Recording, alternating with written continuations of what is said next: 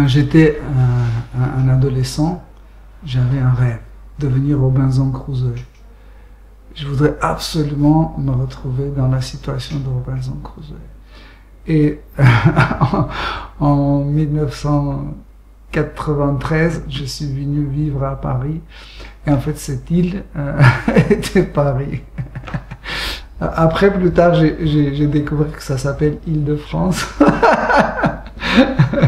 Et cette maison, j'ai construit aussi tout seul, comme Robinson Crusoe.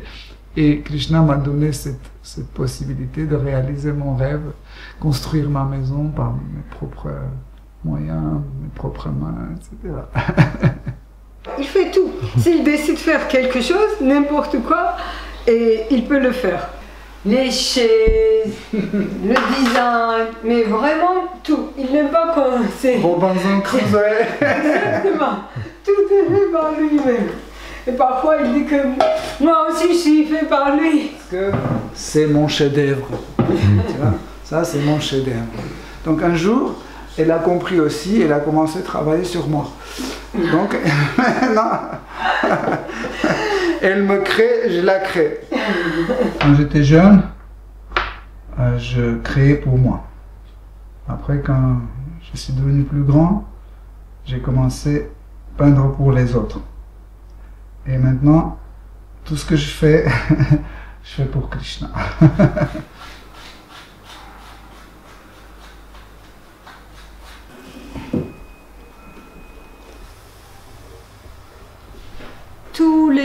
Tous les jours, il travaille parfois. J'ai dit, mais qu'est-ce qu'on va faire avec tout ça? Il dit, j'aimerais bien que chaque personne sur notre terre a un œuvre de moi. Et il produit et produit. Chaque œuvre que je fais, en fait, c'est une situation. C'est une humeur dans laquelle le spectateur doit rentrer en liaison avec Krishna. J'ai étudié en fait les livres sacrés védiques.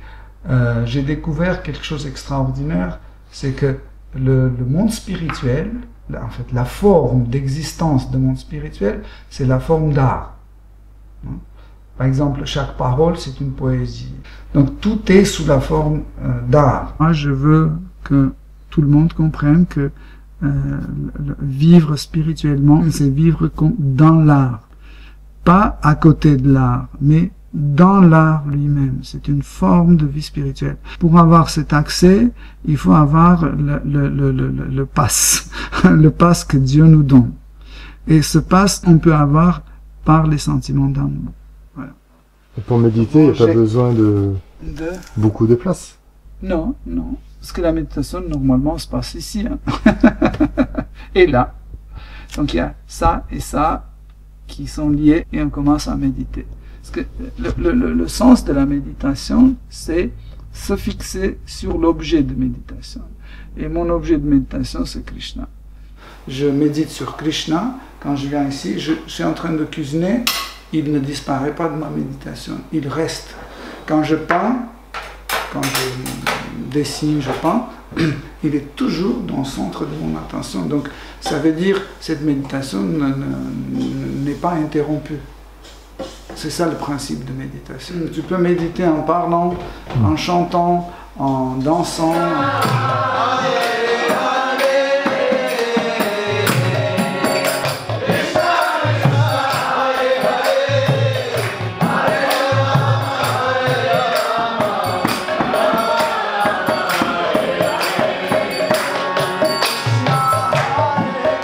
C'est Dieu en extase. Donc, Dieu, il est en extase permanente. Dire que je l'ai peint, c'est faux. Est-ce qu'il arrive tout seul? On ne peut pas peindre Dieu ou sculpter Dieu. C'est lui qui se manifeste. Et les yeux comme ça, et les mains sont retréciées comme ça, et c'est cette forme-là d'extase qu'il a. Quand on est en liaison avec Krishna, c'est ce qu'on appelle le yoga. Le yoga veut dire une liaison avec l'absolu. Et quand on est dans cet état de yoga, on partage en fait les extases avec lui. Lui, il sent nos extases, nous, on sent l'extase de Dieu. Mais quand j'ai découvert Krishna, j'ai vu que ça, c'est quelqu'un parfait. Et il peut me rendre parfait. Et à travers cette liaison, il donne cette énergie. Et comme ça, on peut être fort, intelligent, beau ou autre. Voilà.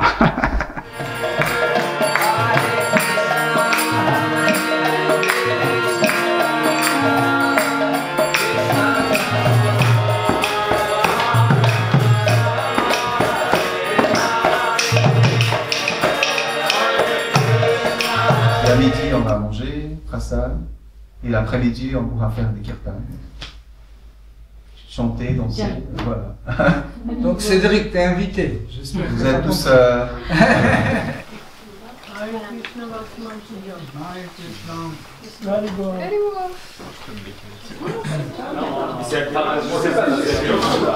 Narottam Jambon, je vais mettre ça là-bas.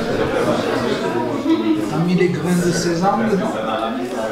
Et après, il a le sucrerie. Oh là, opulent. Festin alors. Festin, comme toujours. Chez les dévots, c'est le festin qui est. Un gros festin.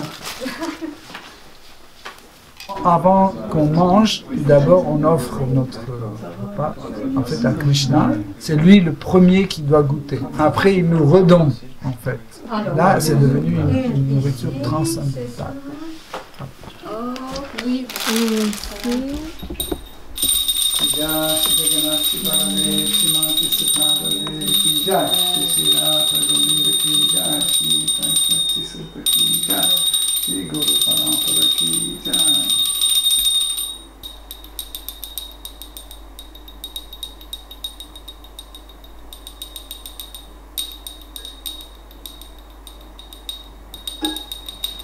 Dans la Bhagavad Gita, Krishna dit, celui qui m'offre une feuille, une fleur, un fruit ou un peu d'eau, mais avec l'amour et dévotion, je vais accepter avec grand plaisir. Le plus important, c'est l'amour et dévotion. C'est ce qui compte même dans les relations entre les gens.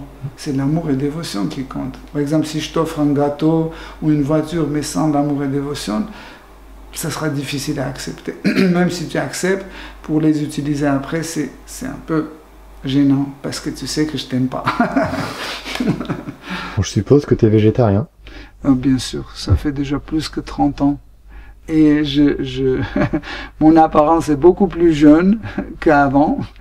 Et ma santé beaucoup meilleure qu'avant. En fait, le végétarisme, c'est aussi une science. C'est une science de la paix, de l'harmonie. Et si on veut vraiment vivre dans la paix, il faut qu'on accepte le végétarisme. Quand une plante est en train de mourir, elle ne sent pas en fait l'agonie comme par exemple une vache ou un brebis ou autre. C'est pour ça que Krishna nous a donné comme nourriture tous les légumes, tous les fruits, les céréales, produits laitiers. On ne peut pas tuer, faire mal à un animal et puis manger-le et être heureux, parce que ça va revenir. Tout retourne, c'est le principe de karma.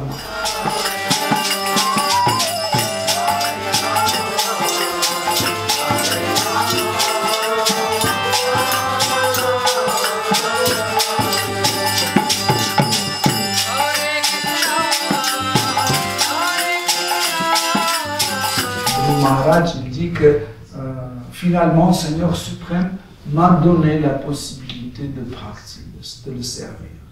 Comment? Il est apparu devant nous. Quand le Seigneur suprême apparaît devant nous, tout de suite, nous avons la possibilité d'appliquer le bhakti, faire le bhakti. Ça, c'est quelque chose de primordial à comprendre. En fait, pour être en processus de bhakti, il faut que Krishna soit présent. Si Krishna n'est pas présent, quoi qu'on fasse, ce n'est pas bhakti. On fait une diffusion par Skype et il y a des gens qui écoutent dans différents pays, différents endroits. En fait, nos dévots sont polyglottes.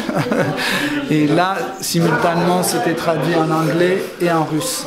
Des fois, il y a des traductions en arménien, Donc en polonais, des fois en ukrainien, tout le monde est bienvenu. On trouvera toujours quelqu'un qui va faire une traduction. On nettoie toujours. Avant, quelqu'un qui prépare avant, on vient, on participe et après on nettoie. La propreté, c'est très important. L'extérieur et l'intérieur.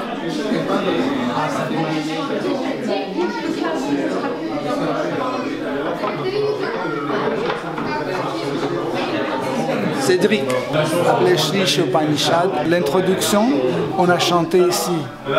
Tu l'as entendu. Voilà, c'est pour toi. C'est pour moi? Oui. Ah, merci beaucoup. C'est gentil.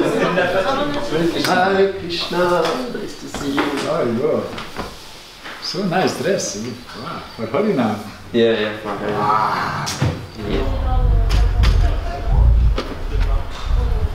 Parce que moi c'est galère avec tout ce que j'en ai dedans. Espèce de mytho. En fait tu veux que je fasse la montée, c'est ça? Hare Krishna, Hare Krishna.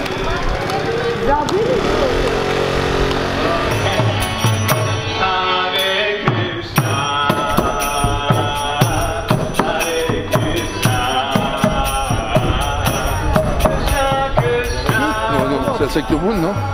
C'est C'est pour la télé?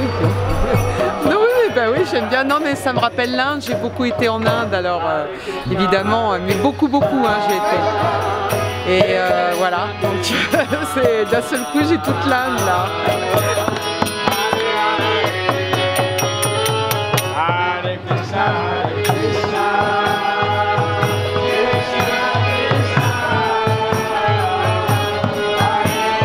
Spectacle à mon avis, hein. Vous êtes trompé, hein. Je pense que vous avez encore un spectacle. C'est presque le même ton que les Black Keys que j'ai dans l'oreille. On est presque sur le même rythme au niveau rock de garage.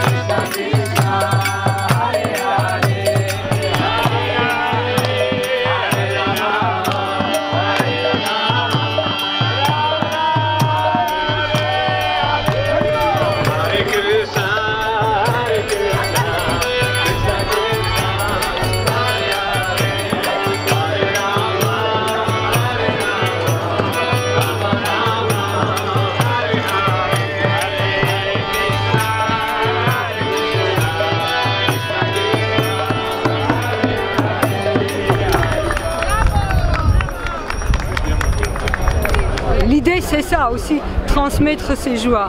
Vous voyez, via le son, via le visage, c'est important parce que les gens ont besoin de cette joie, de ce bonheur et on peut partager avec le chant, avec la danse, cette joie.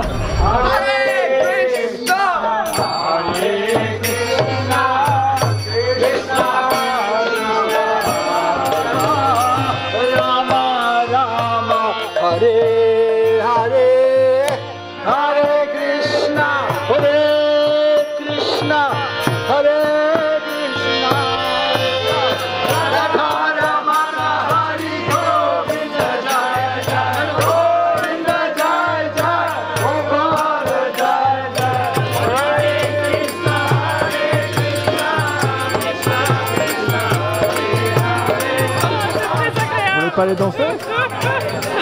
Non, mais je ne vais pas danser, hein. Je regarde. Merci. Ça te plaît? J'adore. C'est vrai? Ouais. Tu vas aller danser? Ouais, je pense que je vais aller danser. J'attends que, tu vois, les énergies montent.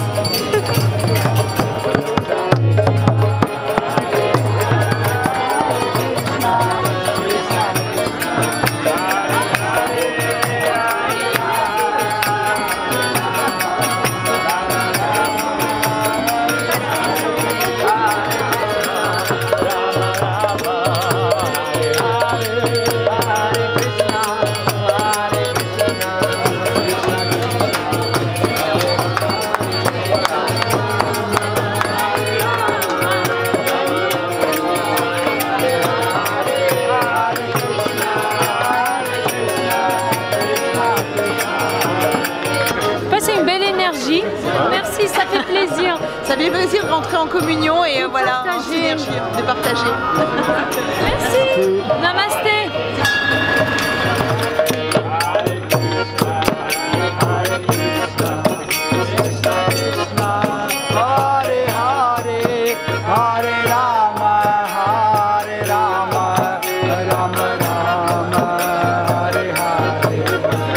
C'est extra haut et ça se passe très bien.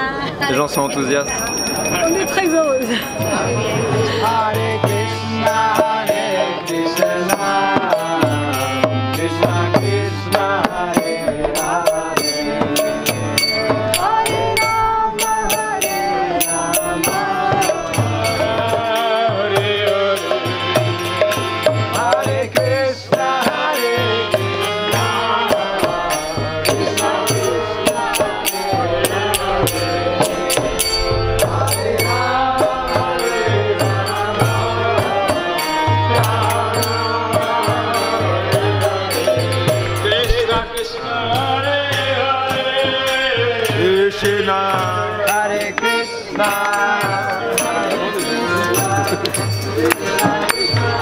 Tu le guides? Oui, je suis moi-même guidé. Quand tu es bien guidé, tu peux être un guide. Je crois que j'ai eu une ampoule et je l'ai éclatée en plus pendant le temps.